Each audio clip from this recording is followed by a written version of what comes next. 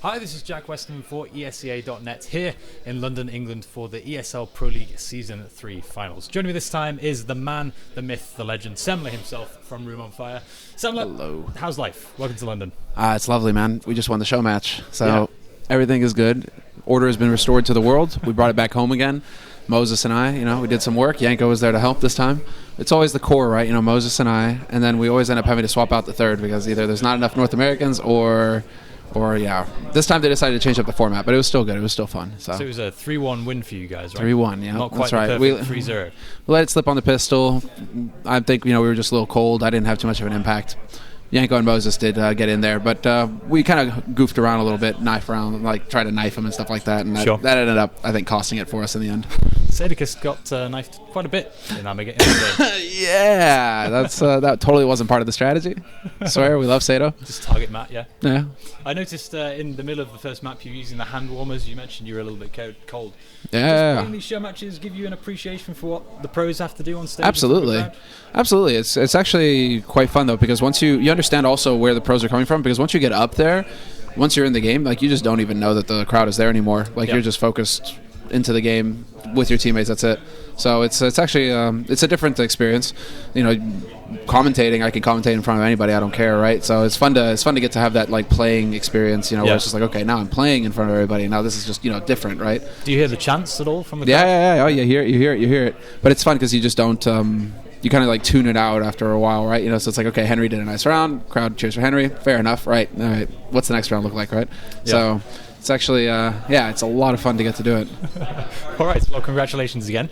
Let's talk about the tournament. So we started up in Leicester on Thursday? A few days ago now, right? A few days ago now, yeah. And we did the 2 group stages up there, and I think it's fair to say a couple of upsets. The fact that Astralis went out in the groups, not a lot of people saw coming. No. Also, your boys from North America, not such a strong showing, but I don't think that was really an upset. That's more to be expected, I would say, yeah. So Astralis was definitely the big upset for you in the group. Absolutely. Astralis was there's no shame in going out to Luminosity. Yeah. It's Luminosity. They're favored to win the whole thing, right? They're the team to beat. So if you're going up against them in a best of 3, you lost in a best of 3, but you can't really knock yourself too hard on that. You just kind of have to get back to work. What I think is a cause for concern is the fact that they lost to Optic. Yeah. And that is just that's the one where I think that they really feel it quite a bit, that they should have never lost that map. Granted, it was on Inferno, but Optic did a fantastic job of controlling the T side, controlling the pace, controlling Astralis' economy, and so Astralis always had to try and battle back. But I think once they started to feel it slipping out of their hands, Astralis they just weren't able to get their heads in the game to actually get the job done. And this is something that the team sometimes struggles with when they're the clear favorite, right? Just not in general. We don't really see that very often in group phases, which is interesting. I think that's a new development with Astralis. The fact that now all of a sudden they're proving to be vulnerable in group stages. That's maybe a cause for concern. Going forward, are they going to be able to just get that mental aspect back where they always get out of the groups and then they get knocked out by a top 3 team in the playoffs, right? There's some speculation around that right now. This Optic loss, I think, is just a fluke, though. It happened. It ended up costing them the tournament, but yeah. So you don't see this becoming a long-term... You don't think this is the beginning of long-term I don't think so. I don't think so. I still hold out for Astralis. I think that they're a team that's perfectly capable of... They have the skill on paper, right? And that's always been the case. So they just need a little bit of a kick in the ass, and I think this will be it, right? Hey, guys, you've gone out twice now in the groups. First time that happened. It's the first time it's happened to you. Yeah. Now, you've had it happen a couple times, right? But I think that the team is resilient enough, and they get along well enough to be able to work it out somehow and move forward from it. Well, talking about a kick in the ass, what do the North Americans need to do to get some skin in the game, advance past the groups? Well, either one team owner needs to win the lottery so that he can actually buy out everybody and make the ultra team, right? Because I don't see it happening otherwise. Buyouts are just insanely expensive. I think it's getting to the point now where NA, they're starting to put aside their differences because certain players, they just want to win. Yeah. And so it's these buyouts that are causing a lot of friction there because you can't just get out of your contract anymore. You have to actually get bought out, and when a buyout is 6 or 7 figures, we've heard 7-figure buyouts now. It's absolutely insane. And it is actually absolutely insane because when a player is getting paid X but your buyout for that player is just orders of magnitude high, how does that make sense? Exactly. So, there might need to be some attention brought to that, how these buyouts are working, what these fees are looking like. But it's a good sign for esports, though, right? If player contracts are so valuable these days, it's surely indicative that the sport is growing really quickly. Certainly.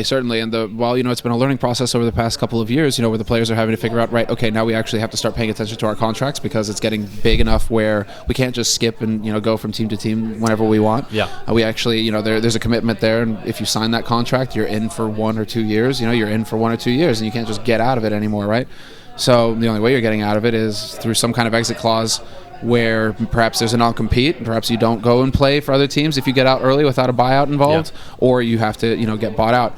But we need to, there needs to be scrutiny there. It needs to be scrutinized. We need to look at the contracts, and the players need to look at the contracts now when they sign them so that it actually makes sense. Because otherwise, you're signing a contract, you may get, X in salary, but if your buyout is just so high that you're actually never going to be able to get out of that contract if you don't want to play with the team anymore, that's a little bit of a problem for the players as well. Sure. So it's again something else that we're learning, right? Yeah, absolutely. Now you guys have been doing this for a very long time. Well, sure. There's the casting thing, what you started a long time ago, but then with CSGO it was vote through Ninjas in Pajamas, Snip TV. Did you ever foresee esports being as big as it Absolutely, is now? yeah. You thought it was always on the up? Yeah. Yeah. Well, when I started, it was when I really got into it. Right, it was before Twitch was around, but it was like right before Twitch came into the picture, and then Twitch came in, and then all of a sudden that was just the game changer. Right. And once you realized, okay, well now there's a platform that anybody can stream to, but tournaments can stream to, right? And it's clearly effective. More and more people are going onto this platform to watch the games. We don't need TV anymore. We don't need anything else. Actually, we have the engine here now that can carry us forward, which is our own platform that is tailor-made for gaming. Everybody's got laptops, PCs now. Nobody's got a TV anymore. These sorts of things, right? And so when it first started off, I was just like, right, okay, this is very interesting. StarCraft 2 it was big at the time, still is big. I don't think that it plummeted. They've just kind of plateaued and then maintained those numbers for a ridiculous number of years. Yeah. But it's, to me, it was just like, right from the start I was thinking, okay, maybe there is a chance for me to be able to do this professionally. And and I just kind of stuck to it, and it kind of worked out in the end, right?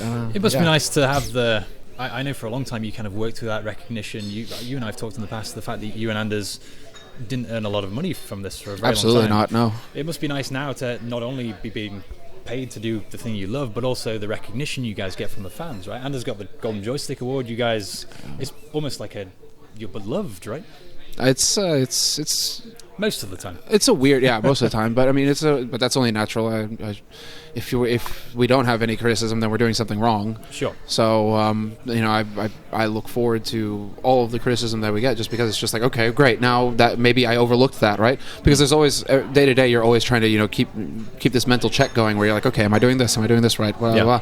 But you might fall into a rhythm sometimes, and you don't even realize it. So getting criticized actually is just like, oh, okay, hold on, I didn't realize I was doing that right. Okay, so maybe I'll try and adjust there and make some changes. Well, there have been comments on Reddit. I guess every now and then you get a comment saying, "Oh, Semmler looks complacent, Anders looks complacent."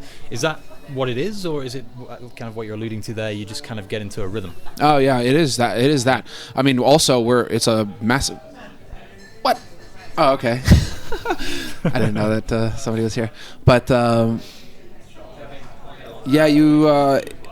well, we're learning at the same time, because we've never traveled this much before, right?